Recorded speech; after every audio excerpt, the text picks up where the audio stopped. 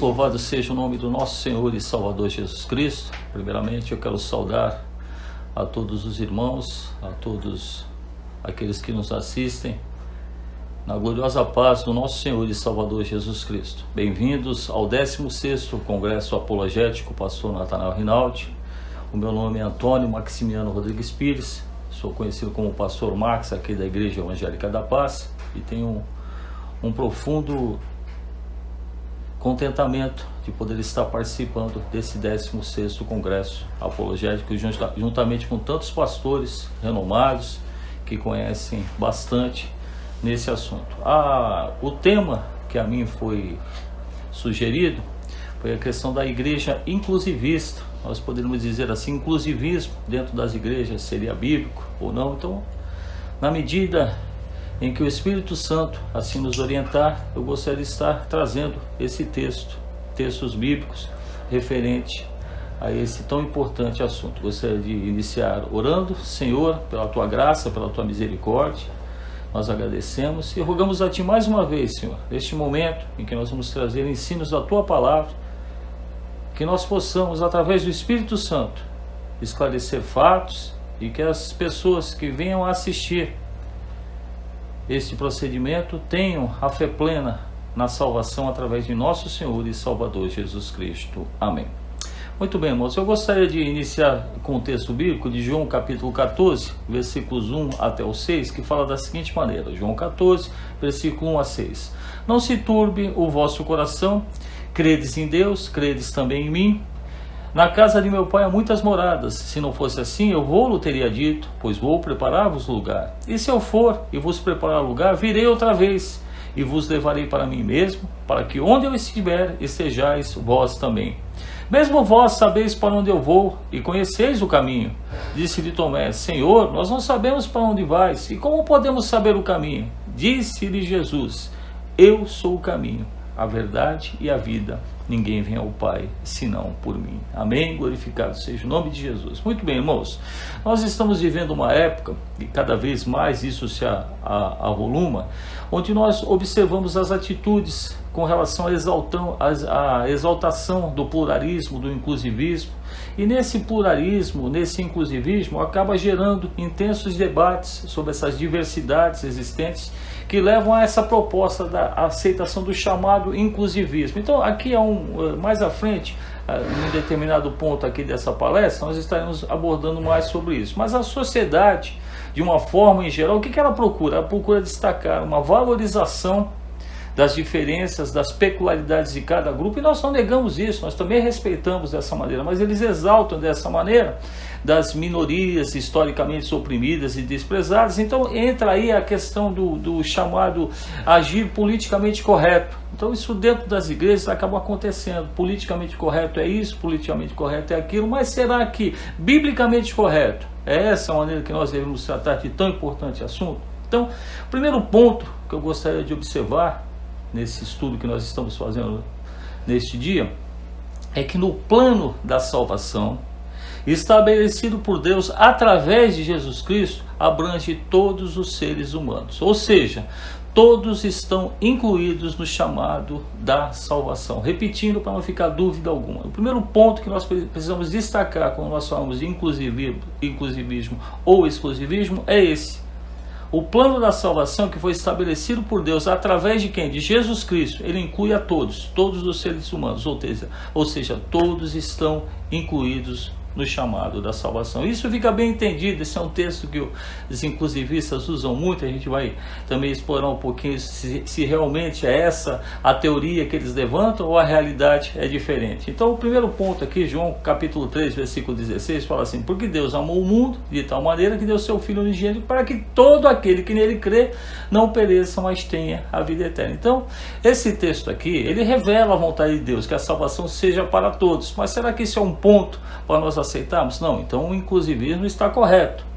ou seja, dentro do amor de Deus todos estão incluídos. Aí talvez nesse momento dessa gravação, talvez você esteja perguntando: então a igreja ela deve ser inclusiva, deve ser inclusivista? Será que é esse o ponto que nós devemos trabalhar? Então vamos ver um pouquinho mais ainda sobre esse texto, para que nós possamos responder essa pergunta, nós precisamos entender o propósito de Deus na inclusão de todos os seres humanos no plano da salvação. Porém, nós não podemos deixar de observar as condições também estabelecidas por Deus para o cumprimento desse propósito. Ou seja, quem lê João 3, versículo 16, que é uma conversa que Jesus está tendo com Nicodemos, tem que ler os versículos 17 e 18, senão fica fora de contexto. Deus amou o mundo de tal maneira que deu seu Filho unigênito para que todo aquele que nele crê não pereça, mas tenha a vida eterna. Então todo mundo está salvo. Será que é isso? Mas vamos ver os versículos seguintes. Então, nesse ponto do estudo que nós estamos levantando, talvez nesse momento venha essa pergunta. Então, a igreja ela deve ser inclusivista? Será que é assim que nós devemos entender? Nós estamos falando aqui sobre essa palestra de exclusivismo e inclusivismo. Será que é isso que nós devemos entender? A igreja tem que ser inclusivista? Então, para nós respondermos essa pergunta, nós precisamos entender o propósito de Deus na inclusão de todos os seres humanos no plano da salvação. Nós falamos, João 3,16 fala que Deus chamou a todos para a salvação. Então, todos os seres humanos estão incluídos no plano estabelecido por Deus para a salvação através de Jesus Cristo. Porém, nós não podemos deixar de observar as condições estabelecidas por Deus para o cumprimento desse propósito. Por quê? Nesse texto que nós acabamos de ler, João 3, versículo 16, é uma conversa que Jesus está tendo com Nicodemos. Nicodemos não entendia a questão da salvação, e Jesus está explicando para Nicodemos. Então ele fala isso nesse sentido, mas os versículos seguintes eles esclarecem como se dará essa salvação. João 3, versículo 17 fala assim: porque Deus enviou o seu Filho ao mundo, não para que condenasse o mundo, mas para que o mundo fosse salvo por ele. Versículo 18: quem crê nele não é condenado, mas quem não crê já está condenado, porquanto não crê no nome do unigênito Filho de Deus. Então, dessa forma, nós podemos responder que sim, a igreja deve ser inclusivista. Sim, no chamado de todos os pecadores, nenhum deve ser excluído. Porém, esses dois textos seguintes, versículo 17 e versículo 18, mostra aqui para nós que nós não podemos estabelecer os nossos desejos que todos sejam salvos. O nosso desejo é que todos sejam salvos, as nossas opiniões no plano da salvação. Mas esses textos aqui eles são bem claros, que todos são chamados a conhecer o Evangelho de Jesus. Então ninguém está excluído, mas há necessidade de uma resposta. A resposta a esse chamado é esclarecida aqui no versículo 18, porque nós vamos repetir: quem crê nele não é condenado, mas quem não crê já está condenado, porquanto não crê no nome do unigênito Filho de Deus. Então, de início, nós abordamos essa questão, porque ainda para a gente versar um pouquinho mais sobre esse assunto. Quando a gente fala de inclusivismo, exclusivismo, geralmente vem à nossa mente pessoas que biblicamente estão excluídas da salvação. Vamos pensar nos homossexuais. A Bíblia nos fala sobre isso, que ficarão fora do reino de Deus. Mas será que é só isso? O exclusivismo só trata sobre isso de homossexuais, de adúlteros, alguma coisa assim? Não, nesse sentido não, ele abrange no total.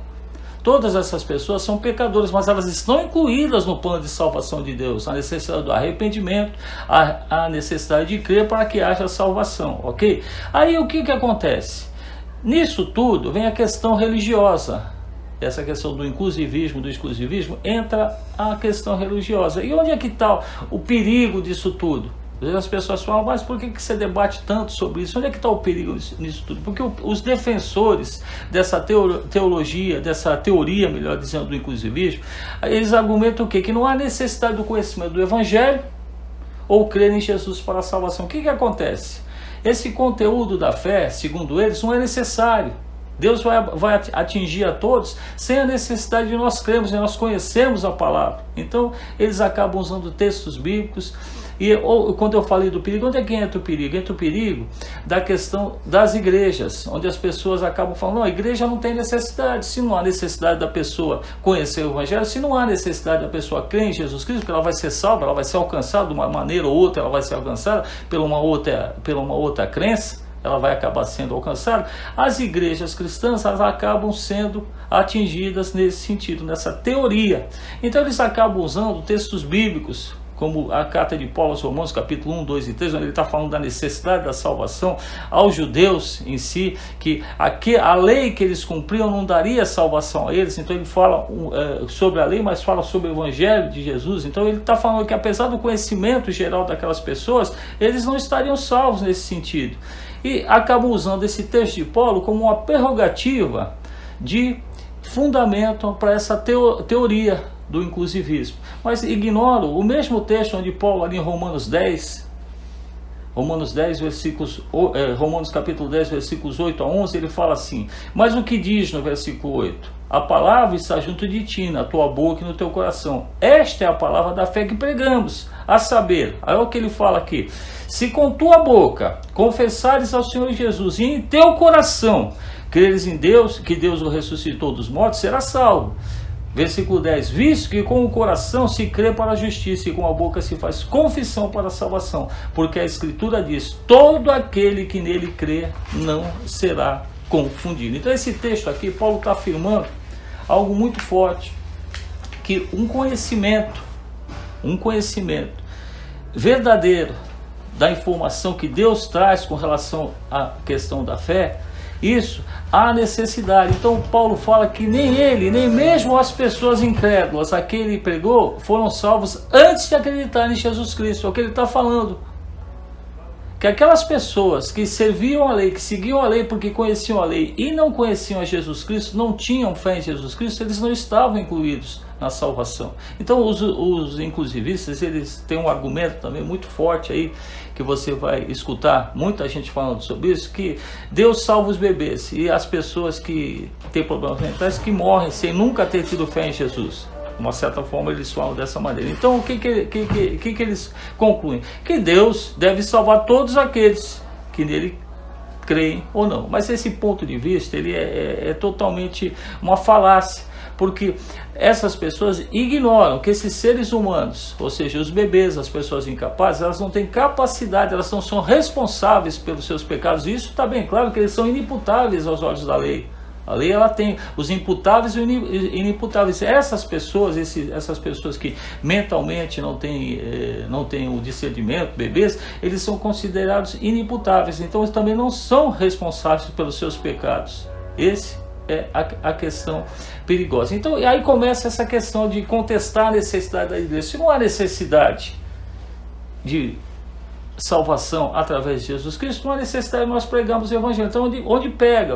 Eu queria que os irmãos nesse ponto entendessem o perigo que é nós não temos esse conhecimento e não temos a aptidão necessária para respondermos às pessoas que nos perguntam sobre isso, ok? Então, se não há necessidade de pregar o evangelho, então não há necessidade de missões cristãs, não há necessidade de igrejas. Então, à luz desse e de outros problemas do inclusivismo, não deve ser considerado uma opção viável aos cristãos. Então, aí vem a questão: mas como é que cremos e no que nós cremos? O que nós cremos e como é que nós cremos? O verdadeiro cristão, você que está nos assistindo, o verdadeiro cristão, ele crê que Jesus é o único caminho. João 14, versículo 6, é o único caminho para a salvação, não há outro caminho. Então aí nós começamos a ver que há um exclusivismo para a salvação. Então esse conceito, ele nos coloca como exclusivistas, e é sustentado por 4 pontos fundamentais, que eu queria trazer para os irmãos nessa palestra. 4 pontos que sustentam a nossa condição de exclusivistas. Então deixar bem claro que muitas vezes você pergunta ao irmão: você é inclusivista ou exclusivista? O irmão não sabe exatamente qual o teor, em que contexto que essa pergunta vem, e a maioria dos irmãos fala assim: não, eu sou exclusivista, eu sou inclusivista, eu acho que todos estão dentro do plano da salvação. Amém. Mas no âmbito da salvação, nós somos inclusivistas ou somos exclusivistas? No âmbito da salvação, nós somos exclusivistas. Nós só cremos na salvação através do nosso Senhor e Salvador Jesus Cristo. Eu trago aqui 4 pontos fundamentais que nós precisamos entender. Primeiro, Jesus é o único Salvador, não há outra salvação. Somente no nome de Jesus Cristo nós temos salvação. E que salvação? Essa salvação do pecado. Se a gente pensar lá quando Paulo fala em Romanos 3, versículo 23, ele fala assim: todos pecaram e destituídos estão da glória de Deus. Se nós pegássemos esse texto e nós falássemos assim: todos pecaram e todos estão excluídos da glória de Deus. Será que haveria alguma modificação? Então Paulo está falando que num determinado momento o ser humano estava instituído na glória de Deus, mas devido ao pecado ele perdeu essa instituição na glória de Deus e agora ele foi destituído. Então há uma necessidade de uma reconstituição do ser humano junto a Deus. Então, voltando nessa questão de inclusivismo e exclusivismo, é o que Paulo está falando, todos estão excluídos da glória de Deus. Pelo pecado, todos nós somos excluídos da glória de Deus. 1 Timóteo capítulo 1, versículo 15, Paulo fala assim: esta é a afirmação fiel e digna de toda aceitação.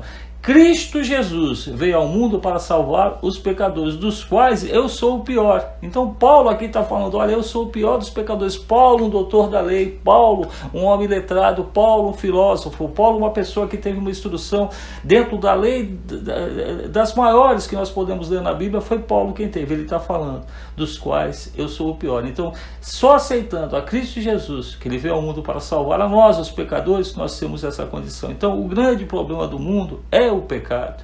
O grande problema do mundo é o pecado, não é o partido político X, não é o partido político Y, embora dentro desse contexto de globalização isso seja incluído, mas o grande problema do mundo é o pecado. Todos cometemos erros, e esses erros estragam as nossas vidas. Então, quando nós pecamos, nos tornamos escravos do pecado. As pessoas acham que elas estão livres. Entra essa questão, não, vocês que são evangélicos, vocês vivem numa prisão, vocês vivem em regras. Sim, nós temos regras. As nossas regras, elas começam pela renúncia ao pecado.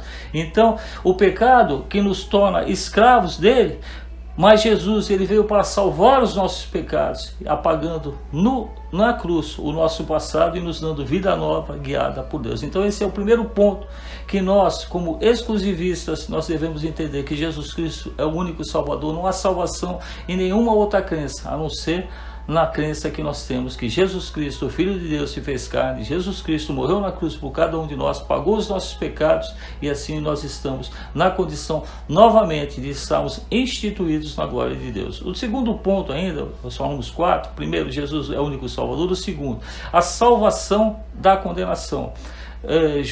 Jesus em João capítulo 5, versículo 24, ele fala assim: eu asseguro, quem ouve a minha palavra e crê naquele que me enviou tem a vida eterna e não será condenado, mas já passou da morte para a vida. São palavras de Jesus, ensinamentos de Jesus, no sentido de nós entendermos. Então o pecado, ele traz o que? Ele traz a condenação. Nós merecemos castigo. Isso vem aquela questão da palavra graça e misericórdia, né? Graça, favor e merecido. Nós já não merecemos, mas fomos contemplados com essa graça. E a misericórdia? Misericórdia é Deus não fazendo em nós aquilo que nós merecíamos. A graça e a misericórdia é coisa maravilhosa.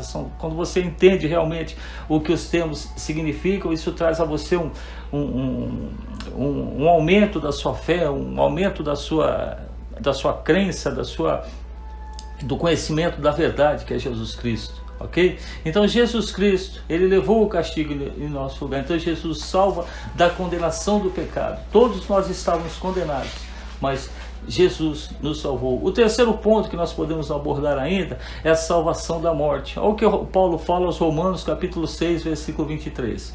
Pois o salário do pecado é a morte, mas o dom gratuito de Deus é a vida eterna em Cristo Jesus, nosso Senhor. Romanos 6, versículo 23. Então a morte é o resultado final do pecado. Pelo pecado entrou a morte no mundo. Todos pecamos.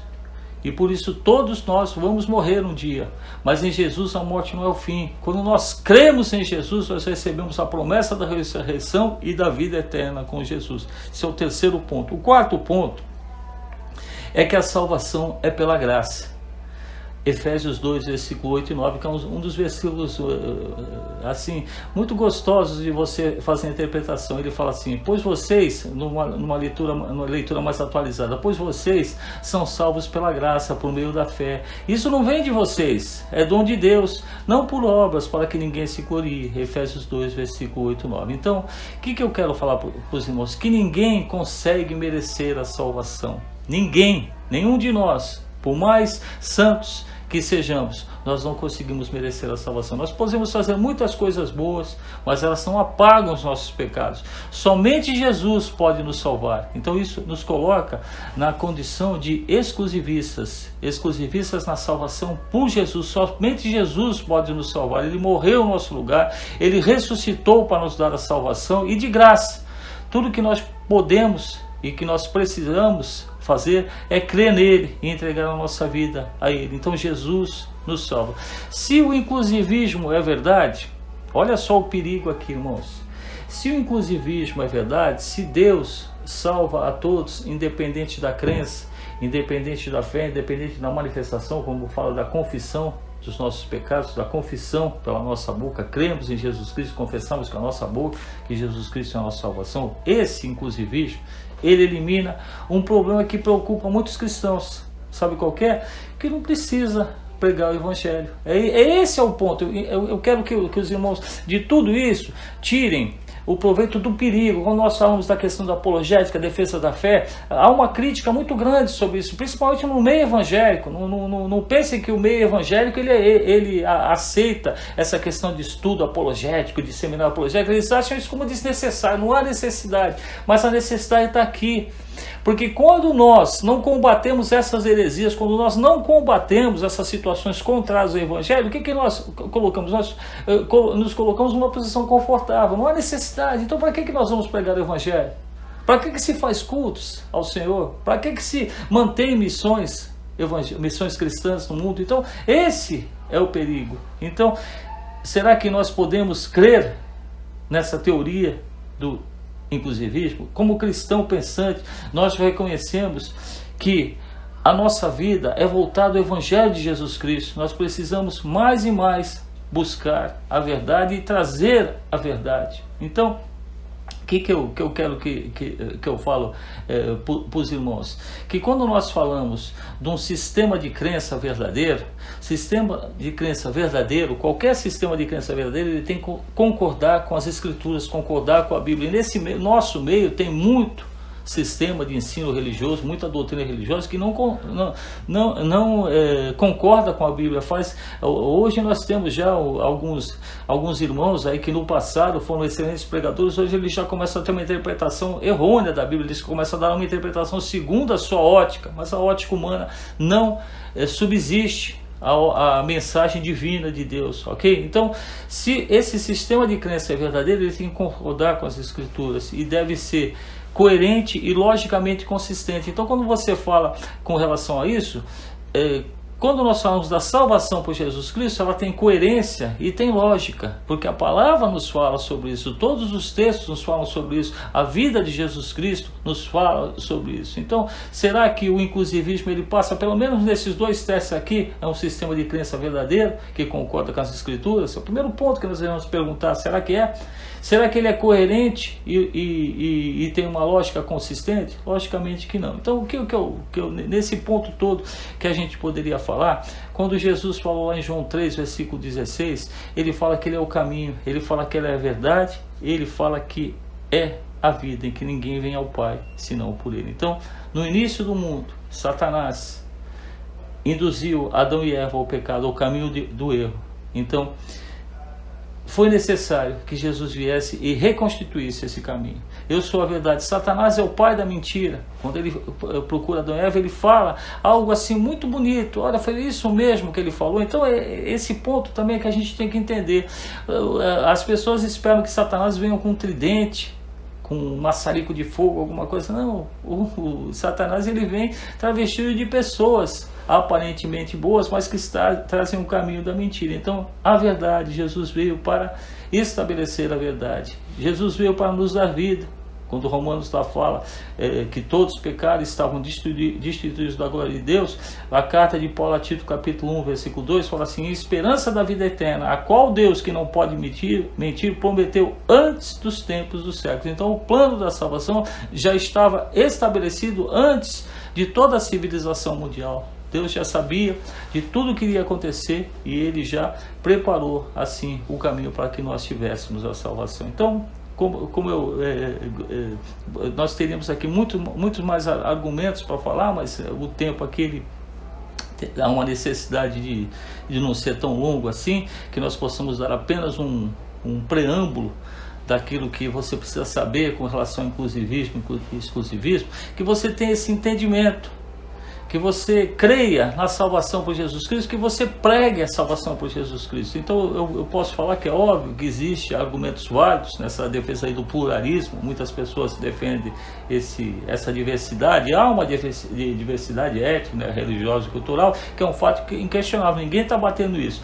Só que nós precisamos entender, será que esse grau de diversidade, pensa bem nisso, eu vou deixar aqui na finalização, esse grau de diversidade da sociedade, que a sociedade está vivendo hoje, será que isso vai se suportar ou vai acabar sucumbindo toda a sociedade, se isso persistir?